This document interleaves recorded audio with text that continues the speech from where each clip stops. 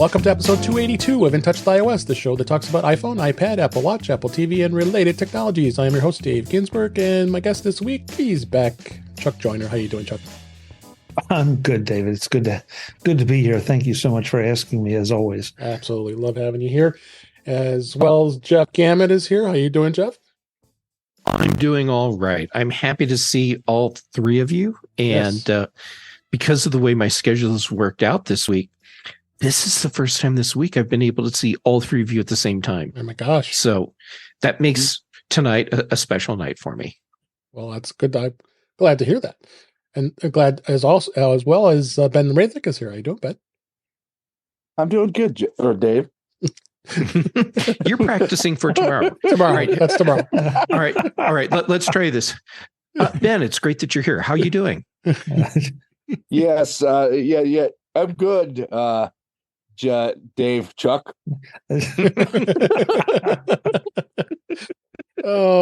going to be a fun show tonight. Yeah. But we got lots of good stuff to talk about. Some news updates have just been released actually today as we record. Having some good topics, and we always have fun here. And also want to welcome Web Bixby in the chat here on YouTube. Our YouTube channel is youtube.com/intouchwithios. How you doing, Web? And let's go ahead and jump in and start talking here of the stories. First story. This was a big story this week. Apple is pulling the plug on the Goldman credit card partnership. This broke in the Wall Street Journal earlier this week. They have no other explanation of the fact that this is the final nail in the coffin with Goldman Sachs. They've been saying many times, speculating that they've been losing nothing but billions of dollars with this in the consumer market, really, for the most part. They had this in place until 2029, which was quite a contract. But I think after the billions of losses here, I think Apple decided to actually pull it. And they've been talking about some other speculation with American Express, Synchrony Financial, and all that stuff. Chuck, why don't you start? We had a good discussion on Mac Voices Live, but I wanted to extend this because there were some new developments since then. What do you think?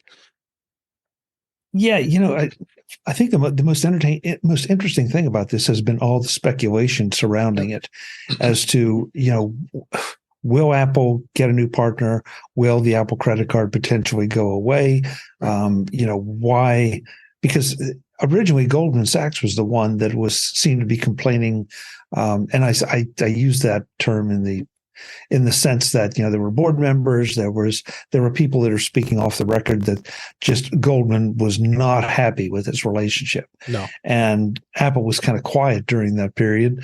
And now, from the way the Wall Street Journal article has read and everything that has all the other reporting that's come out, Apple's the one that decided to pull the plug, which I think is a very, very interesting thing because it's very Apple-like that they don't want to be in business with someone that doesn't want to be in business with them. And look, this is an Apple podcast, and we're all Apple enthusiasts, right? But it's Apple. Somebody somewhere in the credit card business is going to want to do business with Apple, and I think somebody else will find a way to make money at it. We'll hit that in just a second because there's some speculation already. Jeff, I know you're new at listening to all this. What do you think about this whole thing? All right, so let me preface this with no kidding. This is the first podcast that I've been on where I've had an opportunity to talk about this. Yep. So here goes. All right. I think what's happening is being, at least to some degree, misrepresented by the media. Mm-hmm. And here's what I think is going on.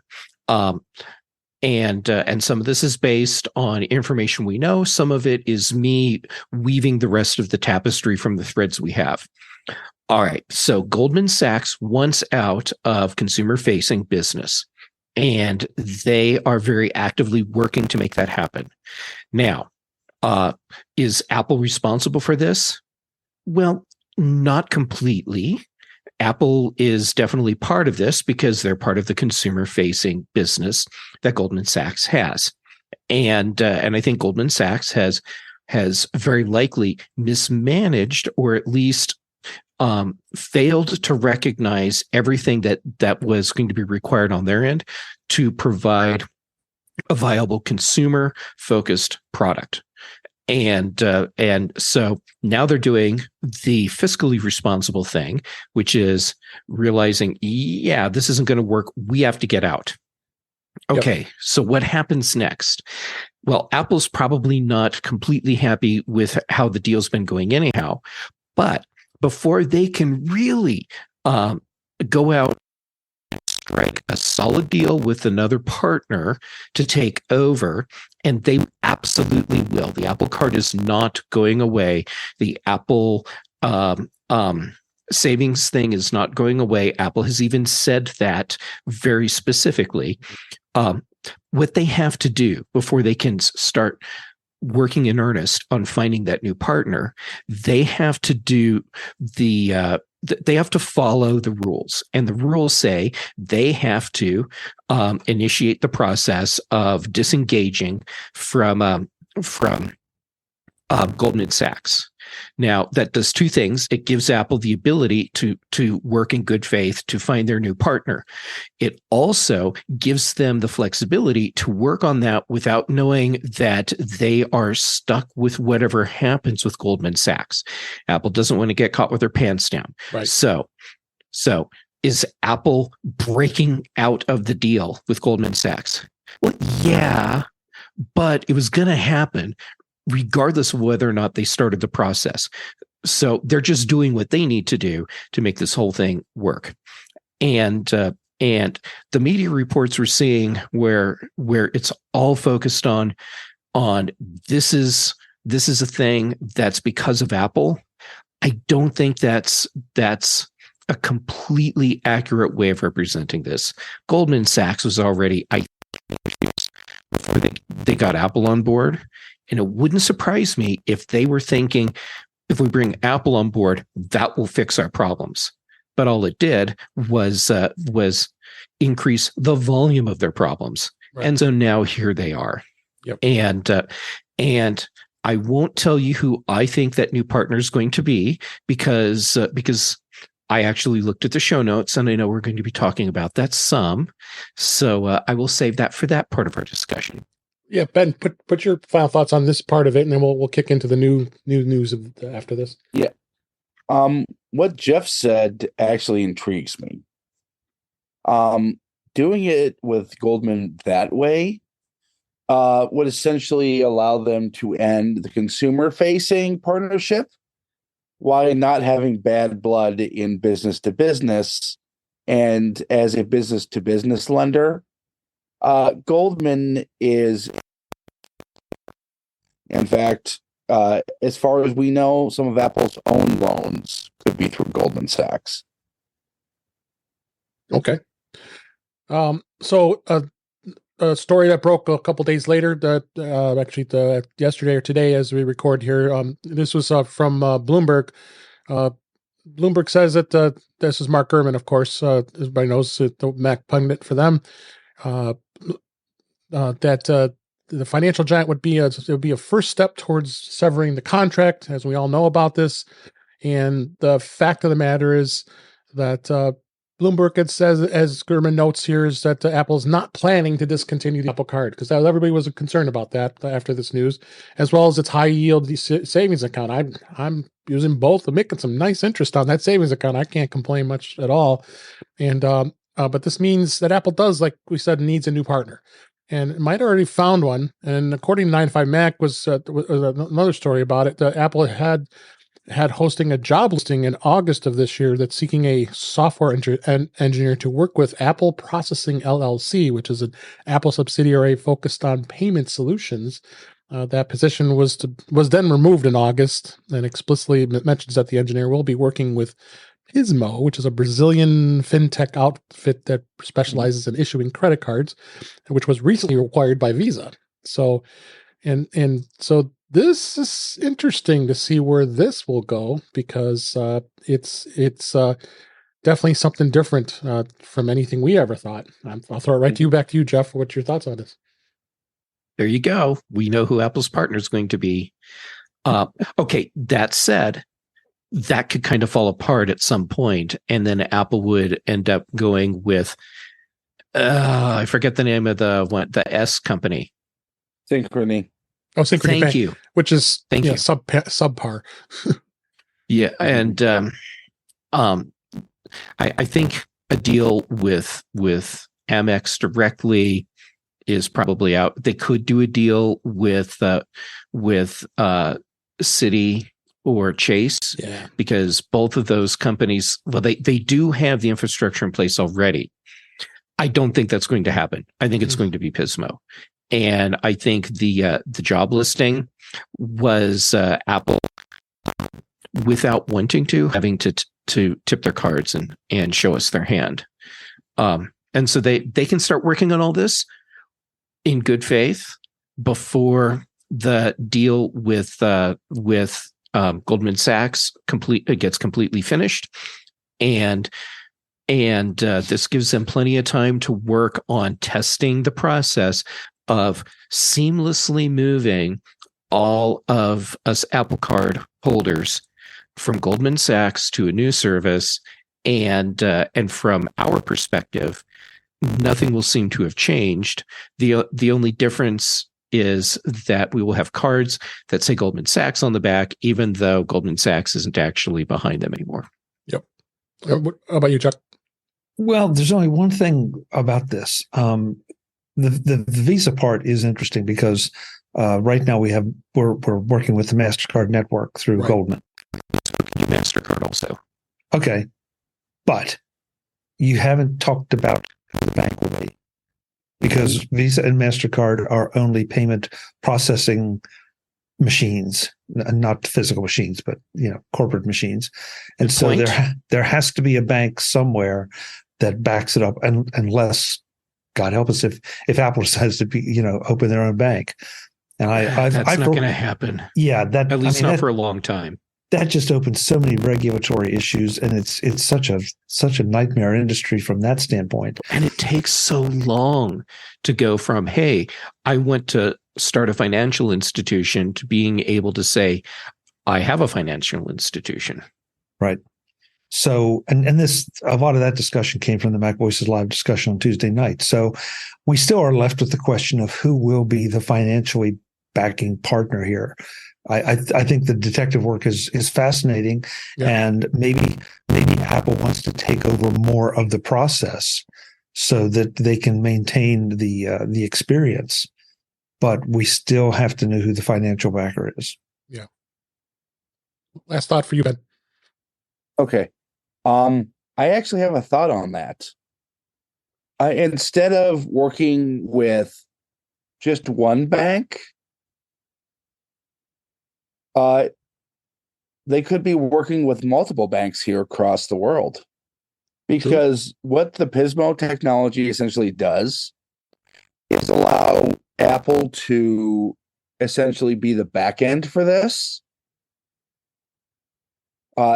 Theoretically, they could talk to several underwriters about essentially where their card's coming from, what the interest rate could be, etc. Yep. That's a good point. And I definitely think this is going to be interesting. There's a lot more to look forward towards the future here, but I guess for now, we've got 12 to 15 months is what the speculation was. Apple hasn't officially commented about this. It's just been a lot of speculation, and there are a lot of trying to determine is this when is this going to happen, and who the other new players are going to be. But I just don't see Apple walking away from this. I just don't see it. They are not walking away from this. Yeah, there's just too much. They're too checked in with services. This has been just a huge thing for them. So I don't want them to walk away either. As I enjoy using the Apple Card, and I think all of us here do who have it. So, I think it's something good. So, all right, another story. This one, as Chuck did with me earlier this week, knows how much it bugged the heck out of me, and I think it must you guys too. Is seeing these police departments and news sites spreading misinformation about how iOS 17 name drop feature works. With Apple released iOS 17.1 and watchOS 10.1, it introduced a new NameDrop feature that was designed to allow users to place Apple devices near one another and quickly exchange contact information. Sharing that contact information is done with explicit, keyword explicit, user permission. But some news organizations and police departments, which was bothering me the most, is the fact that they were spreading all this misinformation about how NameDrop functions. Oh my gosh, important privacy update. You have to turn this off right away. There's too much. This is your kids are going to be exchanging information and they have no control over it. And I think kids are smart enough to know if you see something pop up, I think you know that don't tap it. Now, I will say, granted, I think Apple probably should have set this stuff off by default, just like they do with AirDrop, but what bothered me the most of the fact of this week was this news story really irked me, and seeing all these police departments doing that, and seeing everybody on social media sharing it with everybody. And I mean, there were many times, and Ben, Jeff, and Chuck know that I was on Facebook and had to make comments and say, "Come on, people, this is not a security at risk." So I'll throw it at you again, Jeff, because what do you think of this? Exactly. Oh my God. The hand palm. Yes, the hand palm. Oh, okay. When I first saw this pop up, it was a friend on Facebook that was posting, "Oh, you have to go do this." And I'm like, same here. Who's the dorkhead that started spreading this? Because this is wrong and it's not helping anyone. And so I replied and explained, actually, here's how it works. And if you want to turn it off, that's fine, but turn it off for the right reasons, not because someone scaremongered you into it. Yep. And then I start looking a little deeper and I'm like, oh my God, this is coming from police departments. Yeah. Okay. We don't have enough time in the show for me to get on a soapbox for this one. Yeah. But I will say, if you are a public safety agency and people are looking to you for information on how to stay safe, there's an inherent trust level, regardless of whether or not you trust law enforcement in general. When you see things like this, there's just an inherent trust thing that happens for most people. And so these agencies have a responsibility to go above and beyond to make sure that when they're saying, hey, here's this public safety thing about your phone or whatever it is, that they are right. And for all of them to just parrot this information that, from what I understand, it started like with one sheriff's department posting this thing, and then everyone picked it up and ran with it. Yep. Okay, shame on that agency. Shame on them. They should be embarrassed. Very much so. Every agency that jumped on and followed it blindly, shame on them. Do you know what investigation is? Have you ever done this in your agency, like investigated anything, ever? And then all of the media outlets that jumped on this, shame on you for propagating it as well. I cannot believe that we, just the little guys here in all this, had to jump in and try and explain to everyone how patently wrong this is. Now, Dave, I do disagree with you on Apple should have turned this off by default. Okay. And the reason I disagree with you is because Apple did a really good job of setting it up so that it's so difficult to accidentally share contact information. And so if they had it off by default, this feature would never get used. And AirDrop, True. The way it's set up, it's kind of off even when it's on, because you have that 10-minute window thing. Right. And so you go and set who you want to be able to AirDrop with. And anyhow, I think Apple did a really good job of putting security measures in place with this. And I'm not sure if you're picking up on this. I am really upset and disappointed with everyone that was involved with spreading this misinformation. I'm with you. Ben, what do you think? I will take this a step further. Spreading it was one thing. The fact that since this has been corrected by reputable sources, we have not seen any contractions. We have not. Or None. yeah, Oh my God. What is fracking wrong with these people? Oh, Yes. yeah. I mean, literally, I personally shared a 9 to 5 Mac article with the Galena, Illinois Police Department. There were several other corrections within the post.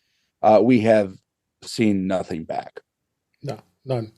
Even Wired magazine, which is more of a neutral source compared to, I wanted to provide a source that's, it's open throughout technology. Apple, 9 to 5 Mac Groomers, a lot of the sites that we use all the time, they're Apple centric. But even Wired magazine published something and said something.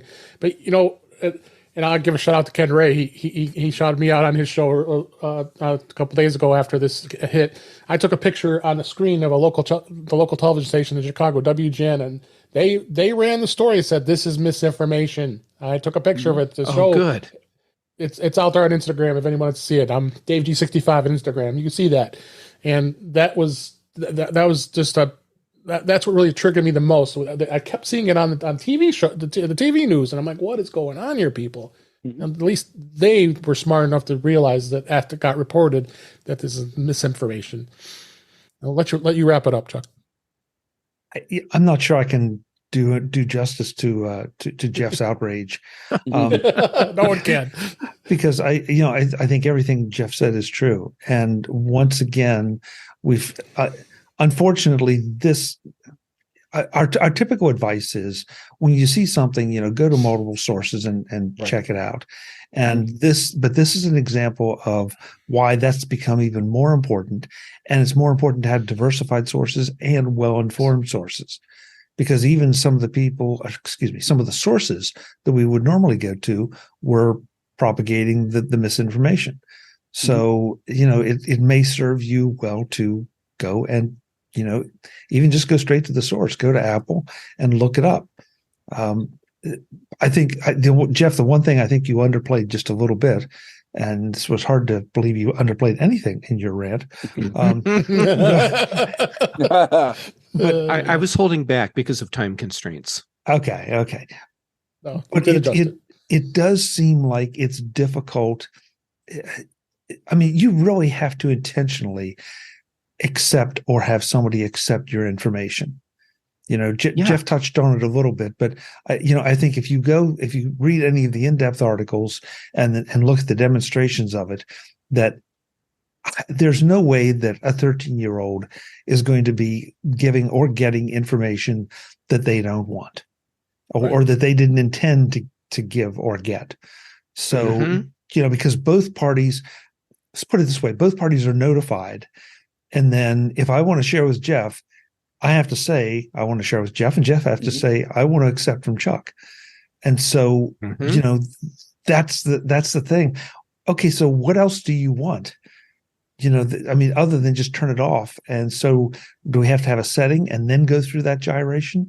No, that's not even some of our usual whipping boys that I won't name, would engage in something that obtuse. So this is just, it's a shame. Jeff, I think, or I'm not sure who said it, but I do believe it from what I read that it did start at one police department, and that police department should be the one who is really leading the charge to say, hey, we screwed up. We're human, pay attention to this. And by the way, all you other police departments who followed us down that path, we're sorry, get some corrections out there. The delicious irony in this. Law enforcement agencies in the United States. I didn't even wait for you to say yes or no. I just went. Law enforcement agencies in the United States are pushing to reduce our privacy on our devices. And here's an agency saying, oh, you need to protect your privacy on your device. well, coming out of one side of their mouth, well, the other side is like, hey, we need to have easy access into these devices. I'm really not happy with this whole thing. Jeff, they never said they need easy access. They need access. Right. Well, okay. So if they need access, then it becomes easy access because it's either there's a procedure where they say, hey, we need this. And then the manufacturer, the software company, whoever, they push a button and make it happen. And so it's not like they're saying we want access, but go ahead and make it really difficult for us to get that access. They do want it to be as easy as possible, but they're not saying, hey, just make sure every device is open all the time so we can scoop up all the data we want. Although I bet they'd really like that. But they do want it to be as easy as it reasonably can be to get that access. For them. Yes. For them. I agree. Yeah. Right. For them. Yeah. All right. I think we beat this topic to death here. Let's go ahead. I could keep going. I know you could. Okay. Yeah. But we got a lot to cover here. Let's go into the last story this week. This just got released today as we record this. Final Cut Pro and iMovie and Motion and Compressor were all added with new features today. It introduces new features that opt for optimizations. The Final Cut Pro updates for iPad as well as Mac earlier this month are now being launched for all of them. It's organizational refinements like automatic timeline scrolling, and users will be able to keep their clips in view during playback with the view to be able to be adjusted using the keyboard shortcuts or the zoom option. So I'm really glad to see some of these updates and making things even more efficient more than ever.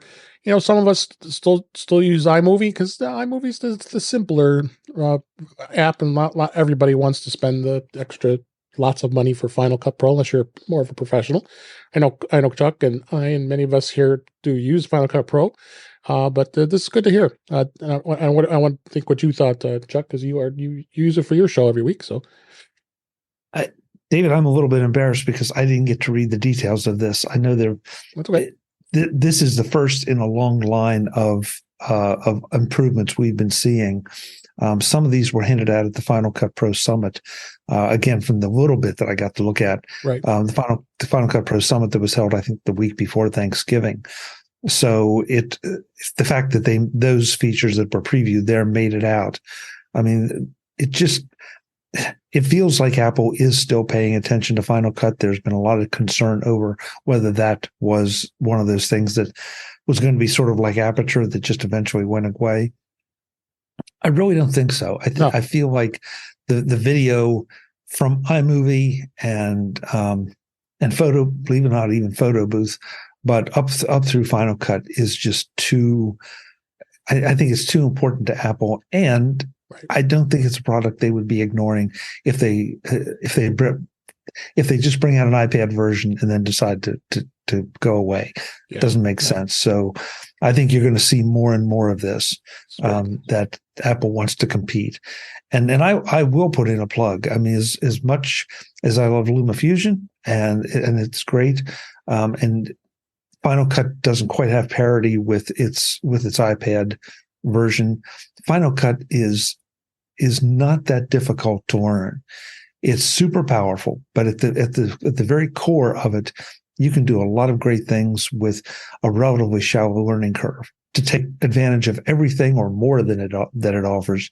Yeah, but it's a pro level program, just like Photoshop, just like Premiere, just like Logic, just like all of those, that you can do a certain amount easily, and then you're going to have to start to dig to really take advantage. All right, Jeff, any thoughts? I know you're a LumaFusion plant user. I know that. I am, and Chuck is totally right about Final Cut Pro. It's an excellent tool, and I would never tell anyone that needs to use it that they shouldn't. Just so happens LumaFusion is the right tool for me. I am happy to see Apple continue to add new features in and to optimize their apps for Apple Silicon. So that's great. I think if Apple was not seriously committed to the Final Cut package, they would not have taken the very dangerous, potentially destructive step several years ago of starting over with the software.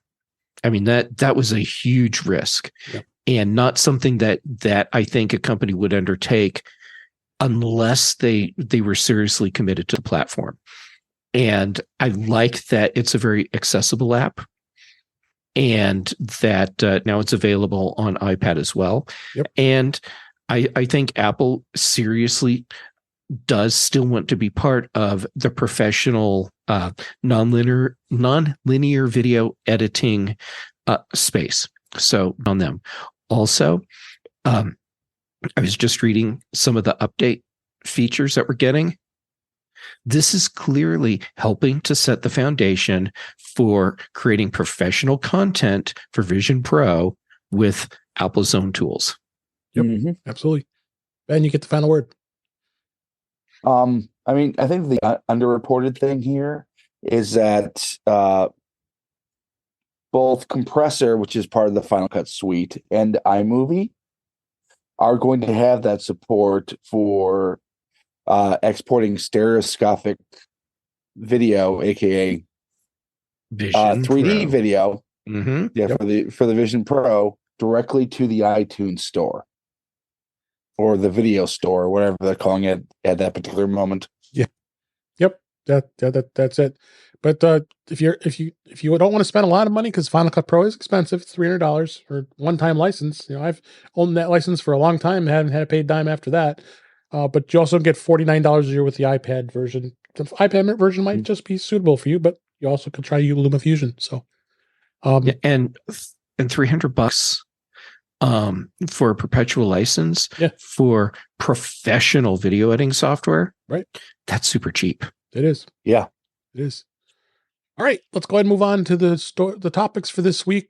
First off, before we beta, I wanted to talk about the fact that Apple today, as we record this, released iOS 17.1.2 as well as iPad OS. It was a small update that was just a couple weeks after the 17.1.1, another bug fix update. According to Apple's release notes, it includes some important security fixes, specifically the updating of the addresses vulnerabilities that may have been exploited in earlier versions of iOS 17. They're saying processing web content may disclose sensitive information, and they were aware of this report, and it may have been exploited against versions before iOS 16.7.1. So Apple is already working on the major update to 17.2. We'll talk about in a minute, and it's set to come out actually in December. You know, we're the last day of November this year, so we'll probably be seeing that pretty soon here. So I would recommend going out, updating it. It doesn't take very long. It's a very small update. I took care of that today, so I assume you guys have. If you haven't already taken care of it, I'm sure you will. And I don't think we have much else to say about it unless anybody else has anything to add. All right. Do the updates. Important security updates. Very, very. So Apple did seed the iOS 17.2 beta 4, and it's out for the public as well as developers. They made a few changes, including get the default notification sounds for sound and haptics, and we've talked about a lot of the stuff that's already on here. They've even adjusted with what the Apple Care settings. It actually shows coverage that they've done. So a few things here and there. There's not a ton of huge features other than the fact that you're going to see some more beta, some more bug fixes and such. Ben, where have you been seeing anything different on your iPhone? Well, I think being able to change the default notification sound is relatively huge. Yeah. I was not a particularly big fan of the one that they were using in iOS 17. Other than that, with recording external video, if you're using a cable that's not up to snuff, it'll now tell you that. Oh, good. Good. Yeah. I think OWC had released a a utility that would do that. So now having it built in is really, really nice. Yeah. But it feels like Apple is more responsive than it's ever been to especially the smaller little annoyances that turn into the really big annoyances that, they slide them back in somewhere into the update process. And I just, Dave, you were talking about the updates a minute ago.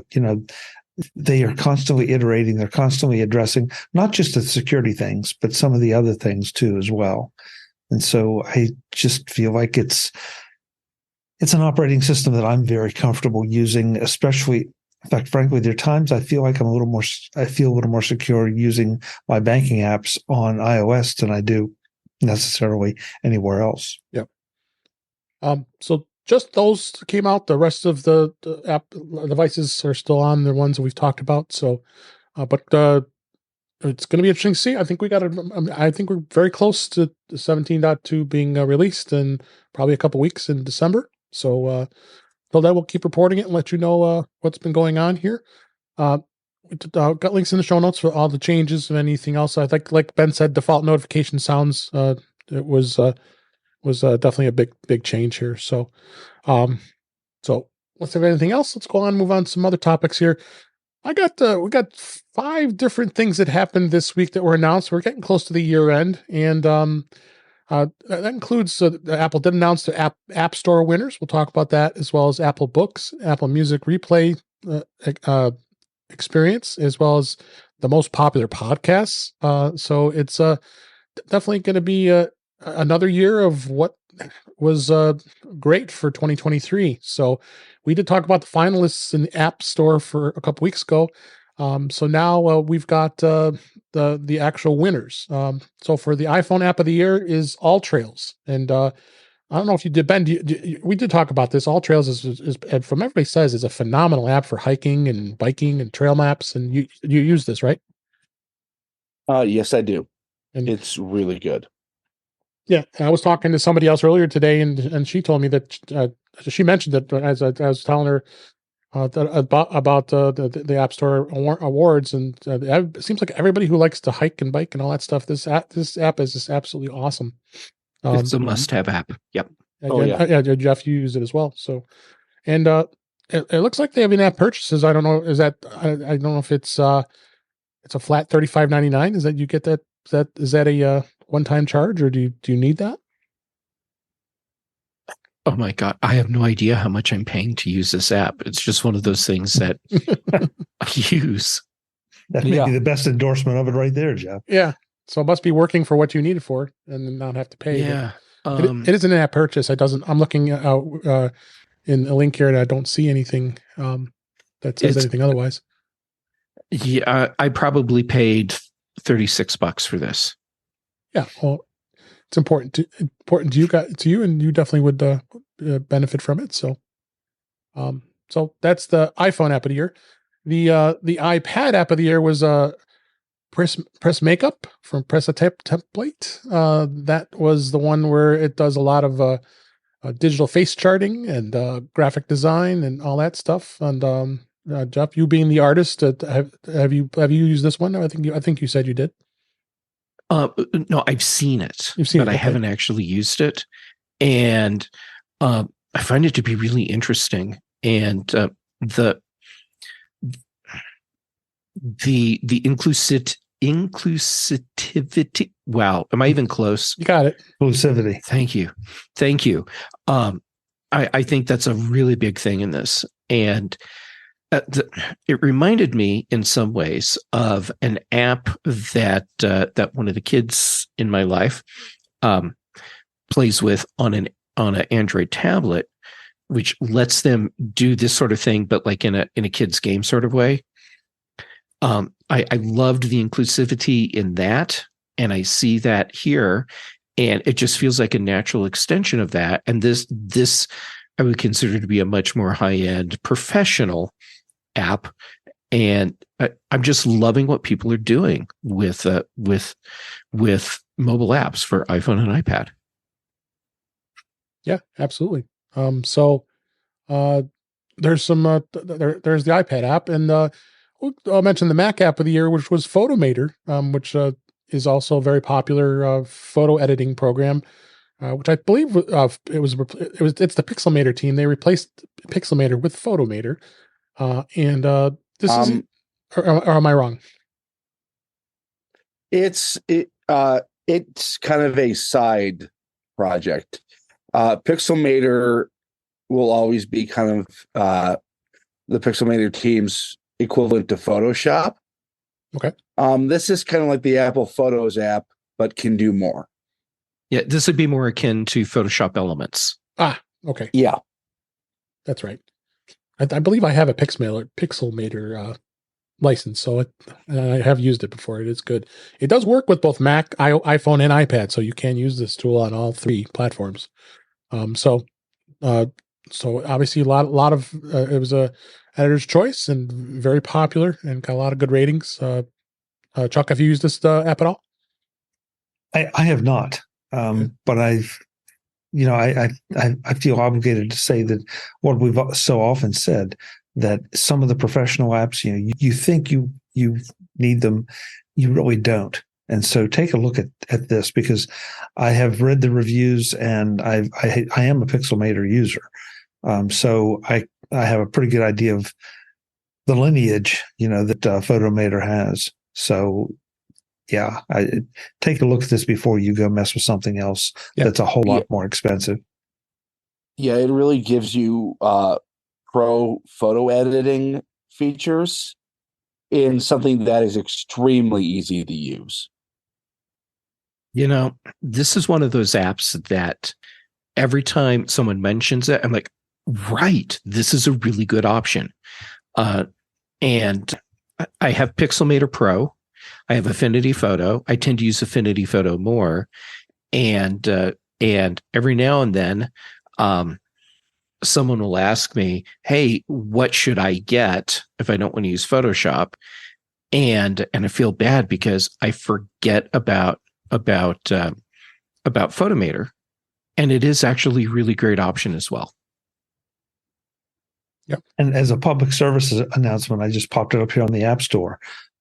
It's showing, and today is the 30th of November, that there's a get 70% off the first year on annual Photomator subscription with a limited time Black Friday offer. So that's a pretty good deal. Darn it.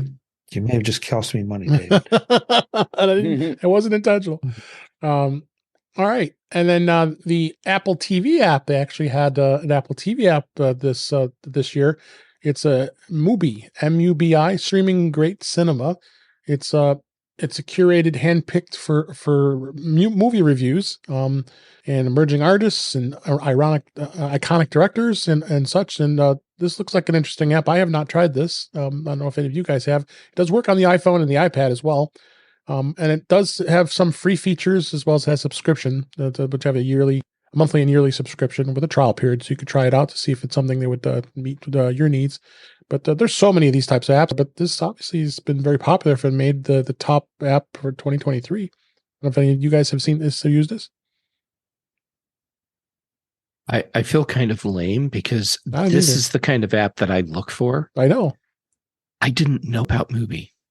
Yeah, I didn't either. So I think you got something to take a look at here.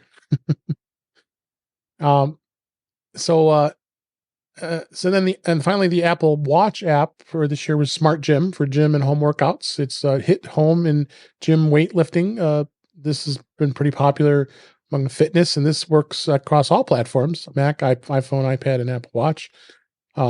So this is, I guess it's been said, one of the more popular health apps out there. Able to create personalized workouts for you and also suggest changes and updates for your progress. So for those of you working in the fitness arena here, this is a very popular app here too. Looks like it also has, it's free, but it has some in-app purchases as well. So check that out. I don't say much else about that. There were some games and other stuff. I'm not going to spend too much time on that, but we'll just mention them. iPhone game of the year was Hokai Star Rail, which was and then iPad was Lost in Play, and Mac app game of the year was Lies of P, and the Apple Arcade game of the year was Hello Kitty Island Adventure. Yeah, and Liza P is one of those things that is definitely a top of the line AAA game. Okay. So, but yeah, just check the article in the show notes here. But this is all, they all get the logos now that shows that they're the app of the year and the game of the year, and they get actually a physical App Store award modeled for the App Store. So, congratulations to these developers. I think that's an exciting thing to see.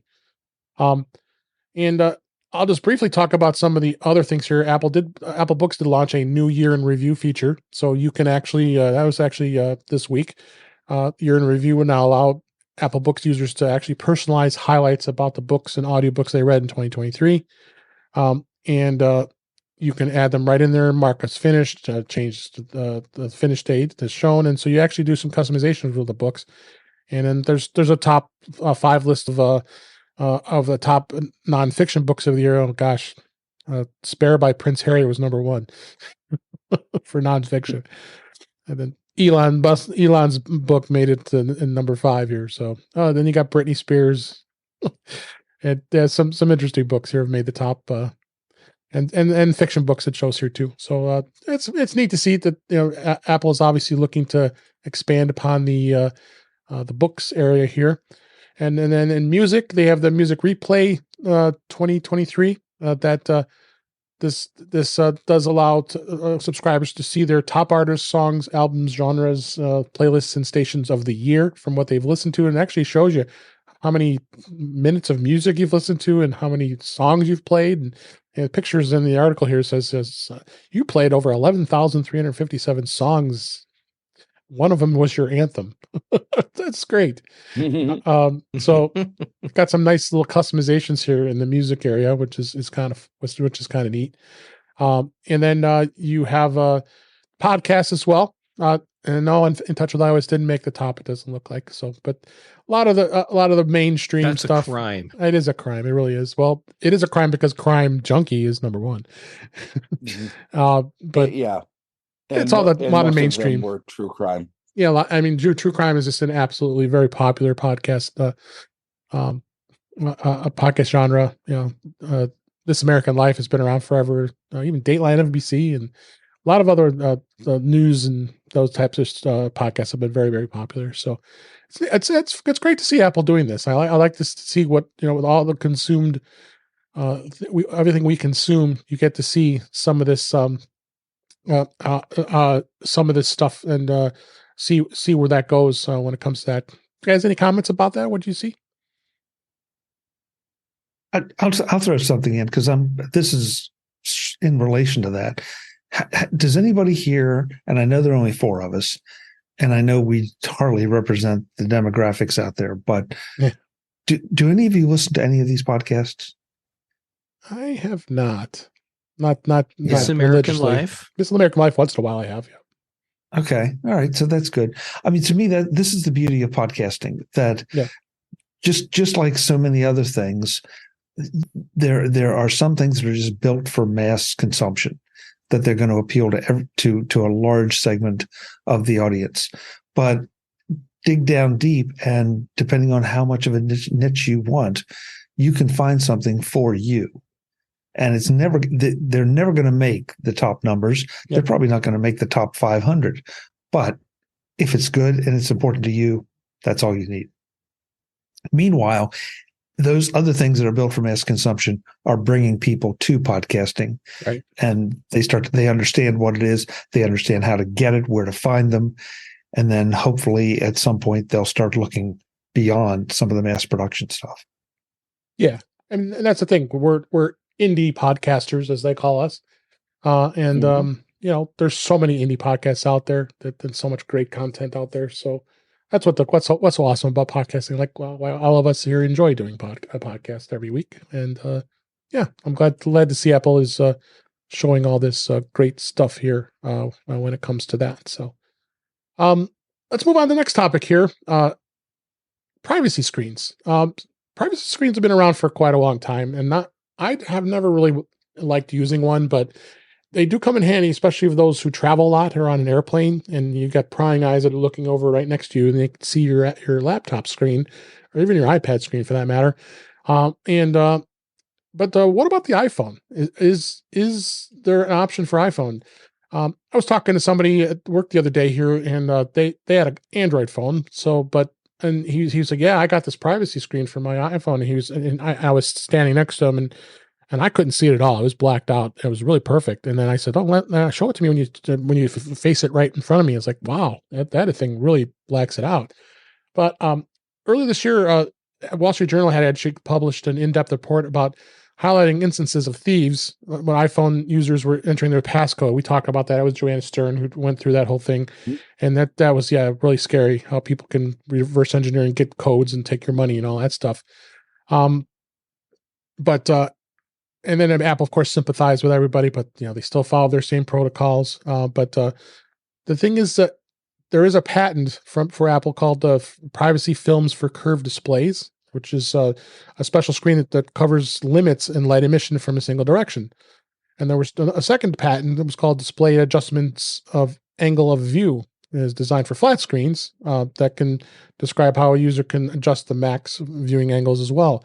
But what are they going to do when they come up with stuff for the iPhone? Could they put something in built in, or could we put a screen privacy screen on our iPhones? I know, Chuck, you use a screen protector all the time. If there was such a thing, I think there are privacy screens out there now that you could put on your iPhone. Would that be something you'd be interested in doing? I would want to test it, because I would not want to degrade the quality of my screen to any significant degree. I'd love. I would love to see something maybe that could be easily attached or removed. And, so that, just as I'm thinking about it here, that might involve something involving a case, that if I had a real big privacy concern about, what was on my iPhone or what somebody might be able to look over my shoulder and see, then I might do it. But yeah, it's a bit of a trade-off, because anytime you're using any of those screen protectors, because we've all seen them, if you like Dave said, if you travel, you may have used one, and they definitely make it very difficult to see anything from off angle. But it also reduces the brightness of the screen, and sometimes even the resolution that your eye can see through it. So it's a trade-off. It's a trade-off. Yeah, absolutely. How about you, Jeff? Would you use a screen protector that's a privacy screen? No. I don't even have to think about it. No. And the reason I wouldn't is because, from what I understand, these are all based on polarization. Right. And if you have polarized glasses and you're wearing them, and you hold up your iPhone or iPad or whatever with one of these privacy things on it, your screen's black. So that would be a problem. The one of the other issues for me is, if you're polarizing your screen, then what are you doing to color? And if I lose the clarity and the color that I'm expecting to see, then that I see that as a problem, especially if I'm taking photographs, say on my iPhone, and I want to make adjustments and then share those. If I have a polarized screen protector on there, what is that doing to the images or how is that distorting them? Yeah. So that would be a problem for me. The other thing, which for me is an appropriate thing, but for other people, I can see where it may not be. If the information on your device is sensitive enough that having anyone potentially see anything is a problem, then you shouldn't be using that device in an area where there's a potential for someone to see your screen. Right. How about you, Ben? We could wrap up this topic on this. Yeah. I have actually tested these types of screen protectors. The if the excuse me, the Jet Tech one from the Business Insider article is a very good one. That said, Jeff and Chuck's concerns are very valid. Yep. They do degrade the functionality of your phone. If you're using your phone only for business, by all means, get one and get one now. Right. If you're using, the reason I don't is that, well, I use my phone mainly as a consumption device, and you're going to have to be looking at it straight on, or you will not be watching your YouTube videos. That's true. That's true. So interesting stuff here. I think, like I said, we're seeing more and more people with their with privacy screens on their laptops, and especially with travel. So I mean, they've been around for many years. But I'll add my comment. I was never a big fan of them either. It distorts things. Just I agree with what you said, Jeff. And it's not something I'm not even a big screen protector fan for your iPhone. So I've always gone without it. So I'll stick to the nice glass and just be aware of my surroundings here. So, got one more topic here, and then an app review here or update. The evolution of the iPhone camera lenses. I found this interesting article in 9 to 5 Mac, and I wanted us to go through and to kind of talk about what we've seen the evolution of the iPhone and where and how what lenses were found in each model. It's amazing how much evolution has happened with the iPhone over the where we at 2007 was the first iPhone, so we're approaching a long time here that the iPhone has been out here. So every device in the lineup has just absolutely evolved. So we might as well start at the top here and go with the iPhone 15. The 15 has a 48 megapixel camera, and it's got a 1.78 main rear lens, 12 megapixel ultra wide, 12 megapixel telephoto. So there's some just amazing specs when it comes to the 15, and we can go all the way down to the very first iPhone, which was 2 megapixels. Now, you guys have had I think Jeff or Chuck and you guys, you had the original iPhone, right? Mm-hmm. Mm-hmm. And you remember how revolutionary it was at that time in 2007. There was a 2 megapixel rear lens only, and it took okay pictures. I mean, at the time, that was really cool because we were going from like our Motorola Razors, which the image quality was not good. And then suddenly we had this nice 2 megapixel camera. I mean, it sounds ridiculous now, but at the time, it was kind of impressive. It was. Yeah. You think back, I mean, go back a little farther even and think about Apple's quick take cameras. Yeah. And I just had to look it up. That gave you 640 by 480. Yeah. Which is almost sad, by today's standards. It is. But we were so excited to have it back then that, it's more like now a postage stamp. Yep. Oh yeah. And okay, related to that, I love how people are going totally retro with cameras now that we have the ability to connect so many things to the new iPhones, and they're connecting Game Boy cameras and taking what's essentially a postage stamp size photo, and they're just loving these incredibly pixelated bitmap images that are coming off of that little camera. Yeah, and by people we mean Batici. Fair. Yeah.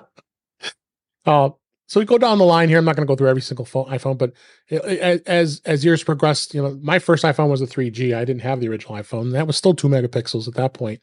But then you went to 3, then to 5, then to 8 megapixel. And then you keep moving up in the 8 pixel line up to 6 and the 6S and 6S Plus. And then we made it up to 12 megapixel. Even the first iPhone SE had a pretty phenomenal camera. If you remember that, it was a 12 megapixel camera for its lower priced iPhone.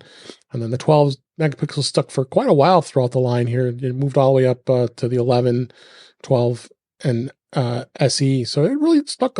12 stuck as a megapixel camera for a long time. You saw a lot of changes over with the f-stops. With aperture, had much wider lenses, more telephoto and rear lenses, true depth, all the way up to right where we are now, where the 14 was the first. The 13 Pro and Pro Max was the first model to get the 48 megapixel rear lens. That's at the 15 now. So, do any of these iPhones you guys stand out? Even though some of us have the 15, but that you've been happy with. I know Ben, you're still on the 12, and I'm sure you're perfectly happy with it, right?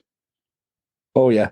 I mean, going through this, being of the X-Millennial micro generation, basically, I spent my 20s having to carry around both a crappy cell phone and a portable camera. Yep. It was really my first iPhone was a 3GS. What replaced it, my iPhone 5, was really the first one where I, realized I didn't have to carry around the camera anymore. Yep. Going forward, then you got my iPhone 12 Max, which really does have a relatively professional level camera. Yep. How about you, Chuck? Did anything stand out in iPhones over the years? And yeah, actually, I'll share a story, Dave. Let's see, this is 2023. So at the end of 2022, the company I was working for went through a bit of an evolution, and that was when I left. But at the end of that year, one of the things we did was we pulled together sort of a retrospective over the years from the events we'd done. And of course, the iPhone was the camera you had with you. And so that's where I had used to document a lot of those events.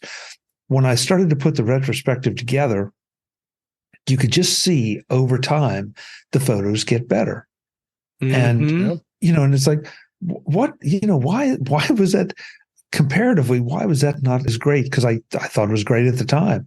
You don't realize just how used to these great photos we've gotten until you go back and start charting it out a little bit. The difference between what the photos I took at 2021 and 2022 versus 1985. Yeah. No, that would not have been right. Mm-hmm. 1995, 97 into 2000. It's staggering. It's a fun exercise, and now we have so many things that are organizing our photos, and you can go back and find things from the different years.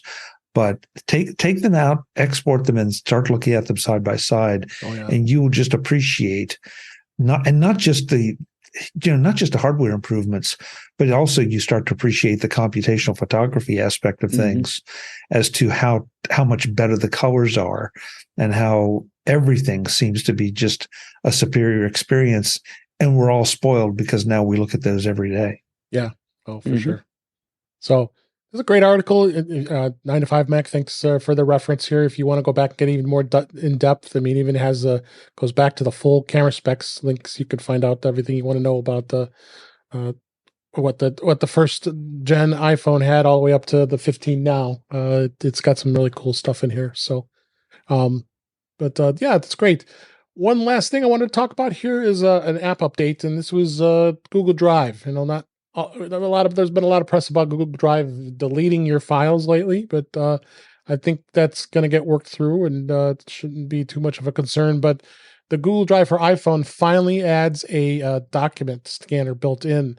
It's been on Android for forever, it seems like, but when we've never had it in the Drive, and it's going to be it's going to be on the iPhone and the iPad now. And if you launch the app now, you're going to see a floating action button across the existing right corner, and it allows you to be able to go in and do scanning right into Google Drive. I mean, well way overdue for this app. I mean, I can do that in OneDrive. I've been able to do that in OneDrive for a long time, and even Dropbox and many other file sharing programs.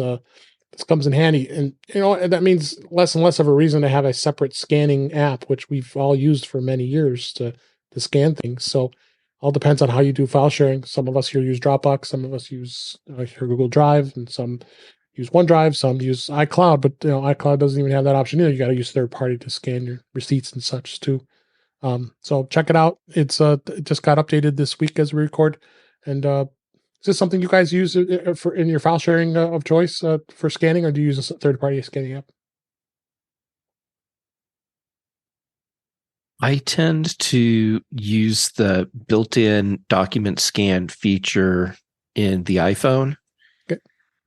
And then save it. And I'm doing too many steps is what I'm saying. Right. And then I take that saved file and then share it through whatever system. Okay. Why isn't this just built into iCloud? Mm-hmm. Good question. I should be able to use the camera app on my phone. And one of the options I should have is scan to iCloud. And they have it in the Notes app, but then of course you're spending extra steps to get it in right, which is what I'm doing. Yeah. So it's the only thing I use the Notes app for is document scanning. How about you, Chuck? I don't use anything like this. It's an interesting question, but I guess I don't feel like I do that I don't scan that many documents and then have a reason to share them right off the bat, because that smacks of having paper. And it just seems like there's so many things in my life that have gone away from paper that it's not really something. And look, I'm sorry. Okay. If you let me go get my wallet, I'll pull out the card that says paranoid, but you are scanning to Google. Yeah. Chuck, just because you're paranoid doesn't mean they're not out to get you. Oh, I know they're out to get me. There's no question about that. But you have to ask that question. Sure. You have to think about that, as opposed to what Jeff's doing. Even though he's doing too many steps, he's scanning into the Apple ecosystem. I feel a lot more comfortable there. I will definitely hit on. This is why I haven't taken my. I'm sorry. I'm just totally No. walking all over everyone tonight. You're good. It's Jeff's Rantapalooza show. No, Chuck, your whole thing with not trusting Google, with you wanting to scan documents right into Google Drive, I totally get it. This is why I haven't taken all of my personal email accounts and run them through Google. I know there's a lot of value I would get out of that. But what I'm paying for that, which would be Google now is scanning every single email that I have, that I'm not comfortable with. It's not like I have anything to hide, but at the same time, the clients that I work with, they may not want me sharing some of their information. It might be proprietary for something I'm writing. So Right. Does that mean it's still okay for Google to scan that? Well, in my mind, no, it is not. And Jeff, to be clear, it's not that I don't trust Google. I just have a set of expectations about Google's behavior. And under the heading of full disclosure, I do use Gmail. So I'm a complete hypocrite. I understand that. No, I have a Gmail account. Right. But yeah. So, it's that we've talked about it a million times. It's that trade-off between convenience and privacy or security, or however you measure it. So I don't want my bank sending me my statements through Gmail. I don't want my broker sending me statements through Gmail. But I don't turn around and scan them into Google Drive either. And for that matter, I don't scan them into to Notes or anywhere else. Oh, so the good thing, the banks will send you links to their site to get your statements. So you have a little more granular control. I do like that. Yeah.